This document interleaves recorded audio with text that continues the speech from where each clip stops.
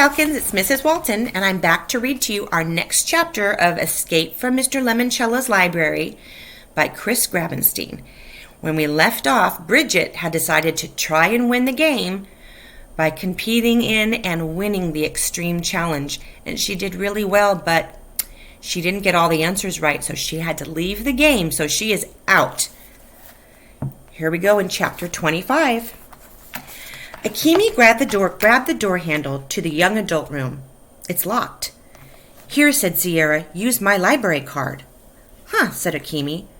Your books on the back are different too. I think they all are. I got the Egypt game and the Westing game. 2 books about games, said Kyle. Sweet. Akimi slipped Sierra's card into the reader slot above the doorknob.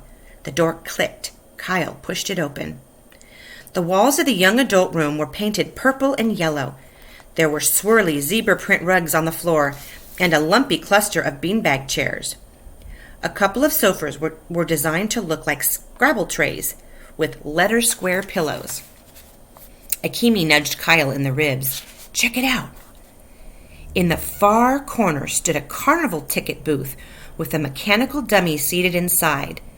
A fun and games banner hung off the booth's striped roof. The dummy inside the glass booth? He looked like Mr. Lemoncello. He wasn't wearing a turban, but the Mr. Lemoncello mannequin reminded Kyle of the Zoltar Speaks fortune teller booths he'd seen in video game arcades. That's not really him, is it? Said Akimi, who was right behind Kyle. No, it's a mechanical doll. The frozen automation was dressed in a black top hat and a bright red ringmaster jacket. Since the booth had the fun and games banner, Kyle figured you might have to talk to the dummy to get a game. Hello? He said. We'd like to play a board game? Bells rang, whistles whistled, and chaser lights blinked. The mechanical Mr. Lemoncello jostled to life. If you want a game, just say its name. The life-size puppet's blocky jaw flapped open and shut, almost in sync with the words. Do you have Mr. Lemoncello's bewilderingly baffling bibliomania? Did Joey Pigzat lose control? Was Ella enchanted? Huh? Just say yes, Sierra suggested. Yes, said Kyle.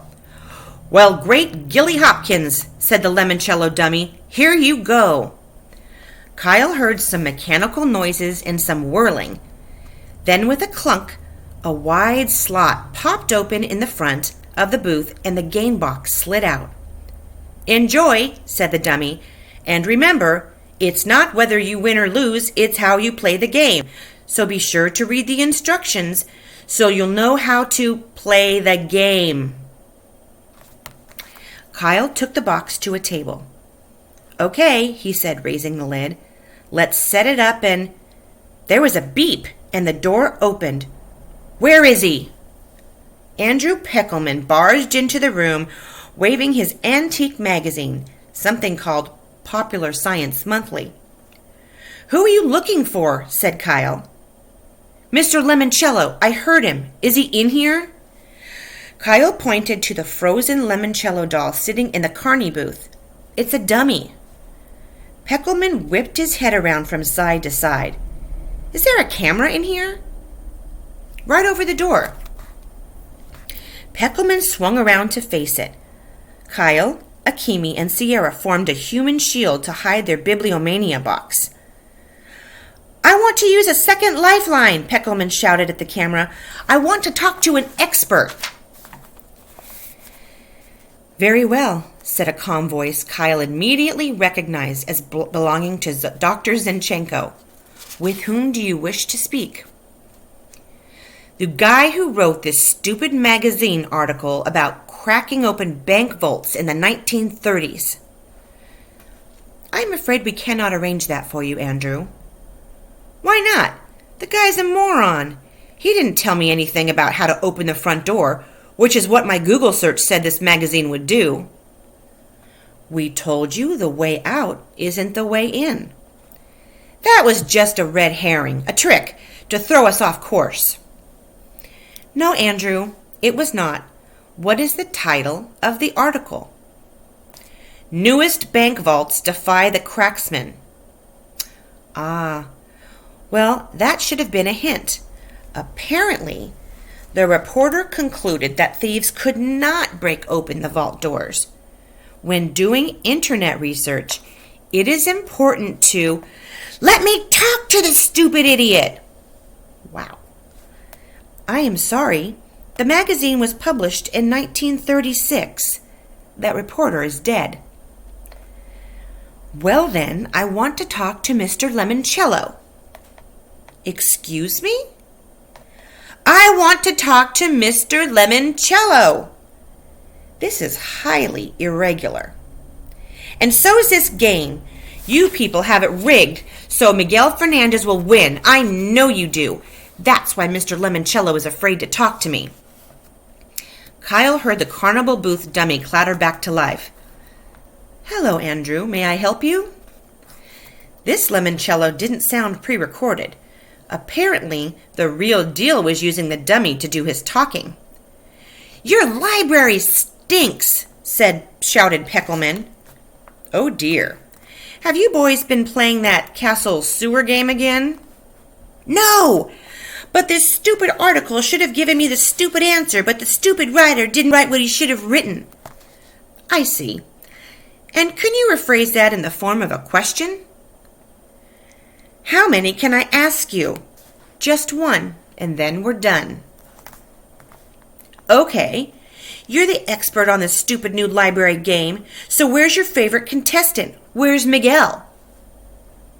Is that your final question? Yes. Assuming our video monitors are correct, Mr. Fernandez is on the other side of the third floor doing research in the Art and Artifacts room. Thanks. Wow. Andrew bolted out the door.